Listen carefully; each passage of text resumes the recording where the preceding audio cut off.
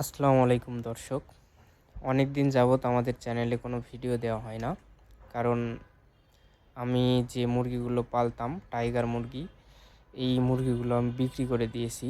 নতুন করে আর মুরগি ওঠাইনি। তো এখানে যে মুরগিগুলো দেখতে পাচ্ছেন এগুলো হচ্ছে আমাদের দেশি মুরগি। এটা আমরা অল্প করে পালন করছি নিজেদের খাওয়ার জন্যে। আর আপনারা সবাই জানেন যে প্রত্যেক গ্রামের বাড়িতে সবাই কিছু না কিছু এমনি মুরগি পালে। এটা কোনো বাণিজ্যিক আমাদের মুরগির খামার নয়। তো ভাবতেছি যে দেশি মুরগি যদি বাণিজ্যিক আকারে করি তাহলে কেমন হয়। তবে এই বিষয়ে ভাবনা চিন্তা করতেছি দেশি মুরগি বাণিজ্যিক আকারে পালা যায় কিনা, কিন্তু আমার জায়গার সংকট।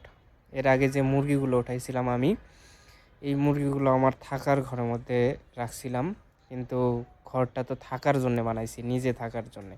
ওই ঘরে তো আর মুরগি পালন করা যায় না। তো এখন আমি নতুন করে ঘর তৈরি করব খুব শীঘ্রই। ঘর তৈরি করে আবার নতুন করে মুরগি উঠাবো, সেই সম্পর্কে আপনাদের ভিডিও অবশ্যই দিব। কিন্তু আমি কিছুদিন ভিডিও দিতে পারবো না নিয়মিত, কারণ আমার যেহেতু মুরগি নাই। আর মুরগি না থাকলে এটা যেহেতু চ্যানেলই হচ্ছে মুরগির চ্যানেল, অর্থাৎ মুরগি যদি না থাকে তাহলে এখানে আমি কিসের ভিডিও আপনাদের সামনে নিয়ে আসব। তো আমি সামনের মাসে ঘরের কাজ ধরবো, ঘরটা কেমন করে বানাই সেটাই সেই একটা ভিডিও আপনাদের সাথে শেয়ার করব।